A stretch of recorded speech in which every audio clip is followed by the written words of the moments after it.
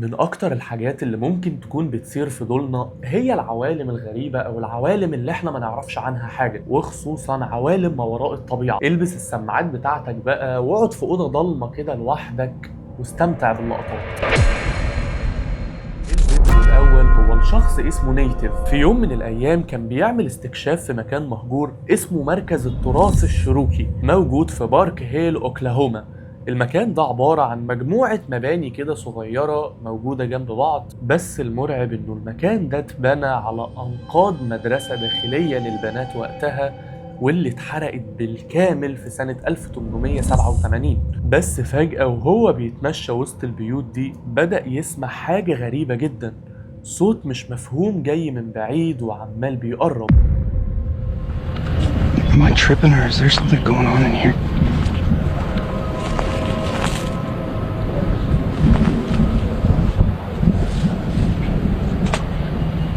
And now I'm church where I pastor. We conduct our services in both languages, Cherokee and English. And when we have a completely Cherokee audience, then it's all about in the Cherokee language. They all need the hymns that were sung years ago.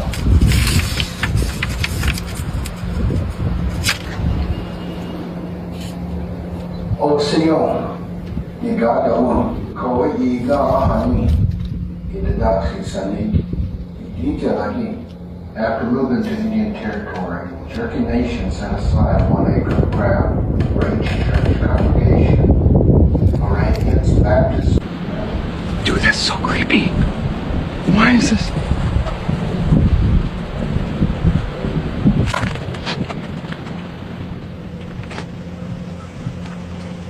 بالرغم من إن المجمع ده اتقفل من سنين كتير ومفيش أي حد موجود فيه، إلا إنه في تسجيل غريب شغال جوه واحد من المباني دي. نيتيف كمل تصوير وقدر إن هو يصور حاجة فعلا مرعبة. Okay. Dude, that scared me. I was like, there's someone in there. Scriptures and hymns published in a Cherokee language.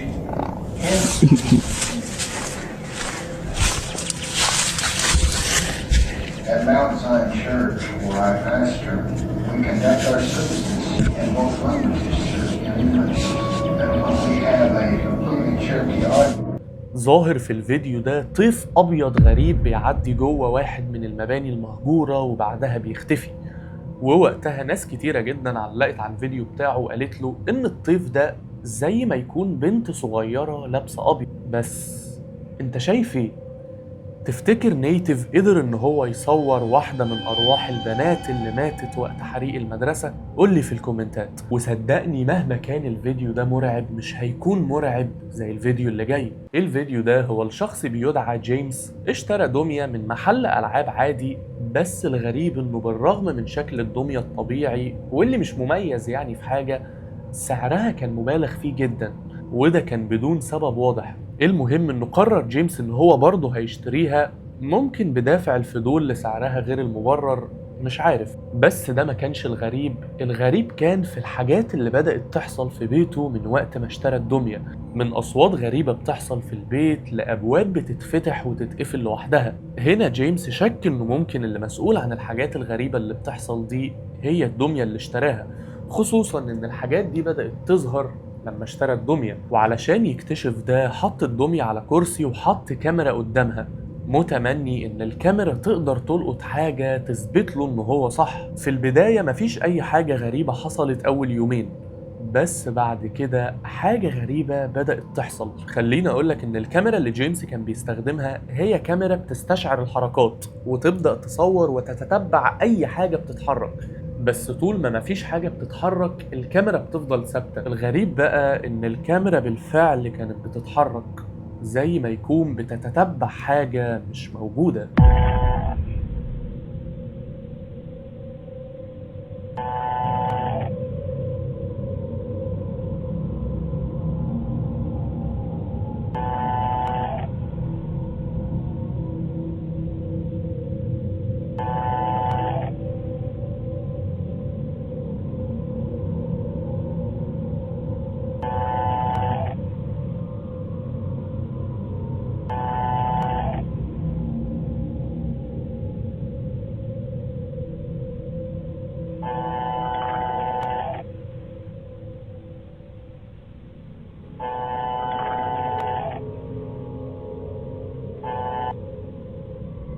معقول تكون الكاميرا شايفة حاجة مش ظاهرة لينا؟ ولا ممكن نقول إنه ببساطة في عطل في الكاميرا؟ المهم وبعدها بيومين الكاميرا قدرت تلقط حاجة خلت جيمس يتأكد إن الكاميرا سليمة وإنه بالفعل في حاجة مرعبة بتحصل.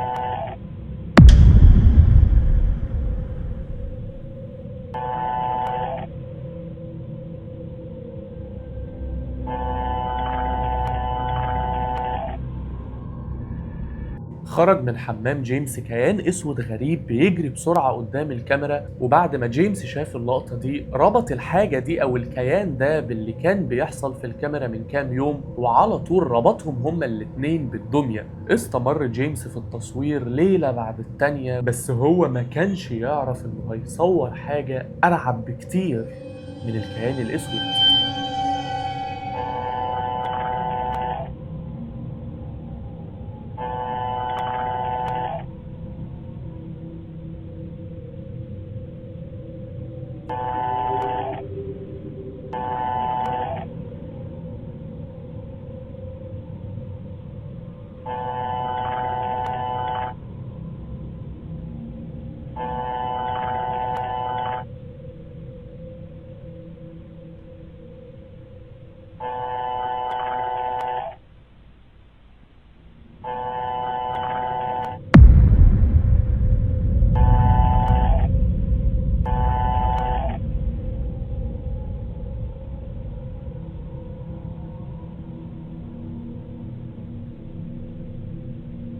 فجأة الدمية بدأت تتحرك يمين شوية وقدام شوية لثواني معدودة قبل ما تعدل قعدتها تاني. هنا جيمس أخد اللقطات دي وعرضها على النت وجاله ردود كتيرة جدا إنه لازم في أسرع وقت يتخلص من الدمية قبل ما حاجة أخطر من كده تحصل له، بس حاليا مش معروف هل هو اتخلص منها بالفعل ولا احتفظ بيها ولا إيه حصل له أصلا، لأنه ما نشرش حاجة تانية من ساعة الفيديو ده. فتفتكر أنت إيه اللي حصل؟ وده هياخدنا بقى لفرنسا للفيديو اللي جاي. بنت اسمها روزانا نقلت لبيت في فرنسا، بس من وقت ما نقلت للبيت ده حاجات غريبة بدأت تحصل لها في البيت. نشرت أكتر من مرة مقاطع للي كان بيحصل لها، لحد ما في مرة بدأت تسمع أصوات غريبة جاية من غرفة الألعاب بتاعة ابنها، فراحت علشان تشوف إيه اللي بيحصل، بس اللي شافته كان فعلا مرعب.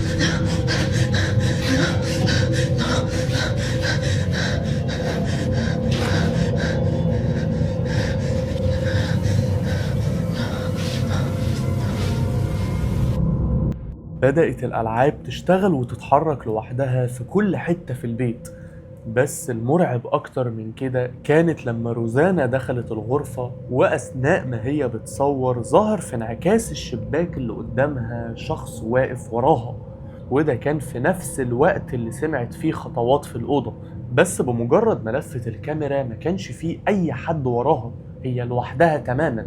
ولما لفت مرة تانية كان برضه موجود في انعكاس الإزاز، ولما لفت تاني برضه اختفى.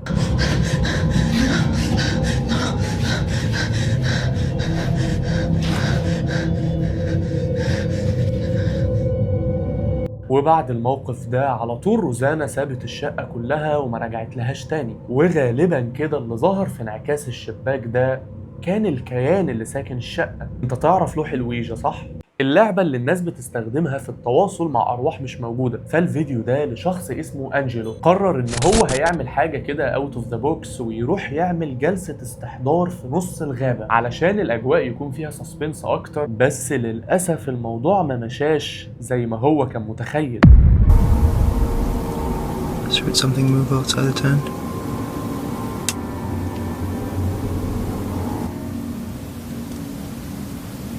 Okay, I'm gonna end the session for a second, okay?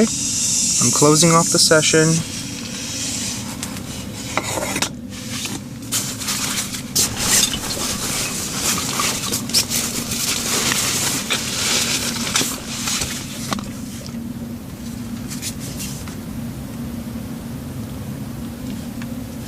I don't see anything. Well, that was weird. It literally walked as it walked. It literally sounded as if. Stacy. What the was that?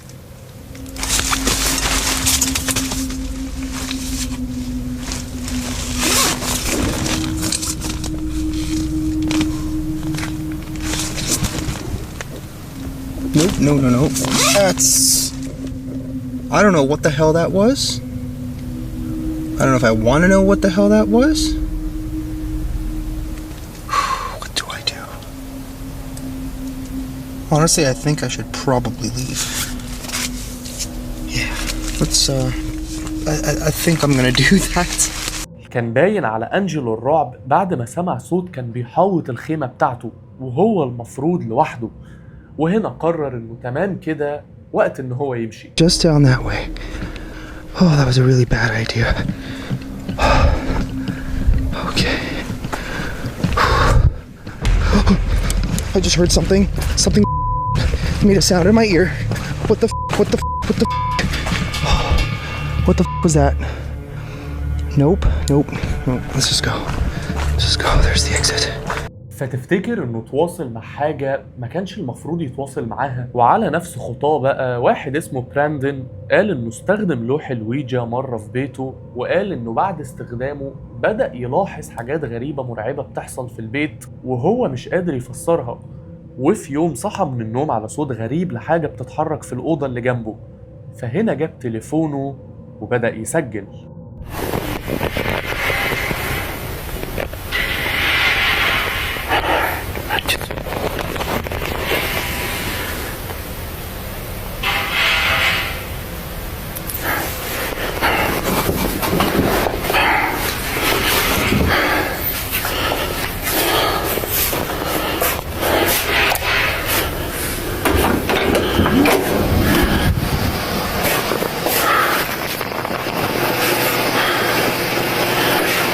Ay, cabrón. No manches. ¿Qué era eso? No.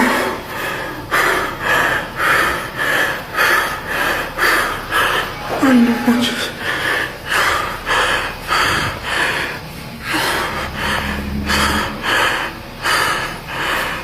No.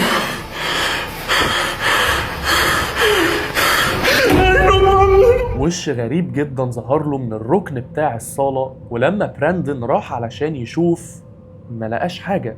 ووقتها حاول وهو مرعوب انه يرجع للأوضة بتاعته بسرعة، بس الباب اتقفل في وشه. وبعد اللي حصل ده براندن ساب البيت وقال انه عمره ما هيستخدم لوح الويجا تاني. نروح بقى للفيديو الأخير وهو يعتبر أكتر واحد فيهم خوفني. الفيديو ده اتنشر بتاريخ 15 مايو 2025. كان في واحد بيصور بيت بيتحرق في وسط الغابة، بس في الوقت ده ما كانش يعرف ان الكاميرا بتاعته هتصور حاجة مرعبة.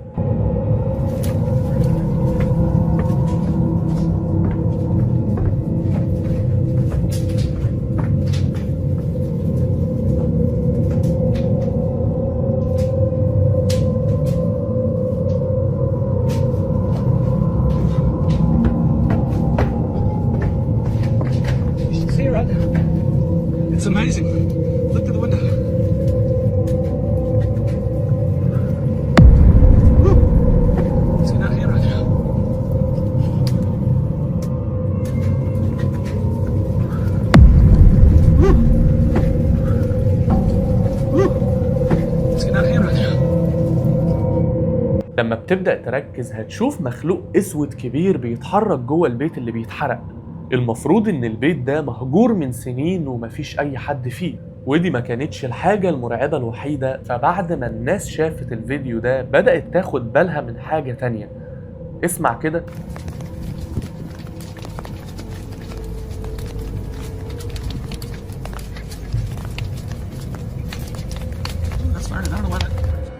في صوت طفل بيضحك.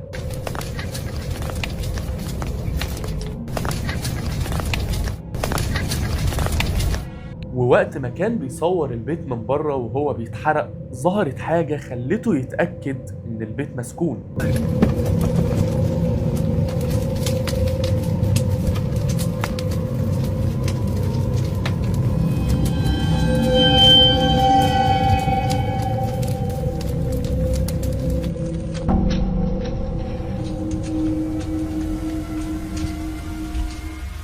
ظهر مخلوق اسود شكله غريب بيبعد عن البيت، وفي اقل من ثانية اختفى. الفيديو غريب ومفيش تفسير لايه اللي ممكن يكون ظهر فيه او ايه اللي احنا شفناه. فايه تفسيرك انت؟ لو وصلت معايا لحد هنا فانت خلاص واحد من العيلة. ما تنساش تشترك في القناة وتروح تشوف الحلقات القديمة وتفعل الجرس علشان يوصلك كل الحلقات اللي هنزلها. يا رب تكون الحلقة عجبتكم واشوفكم الحلقة الجاية.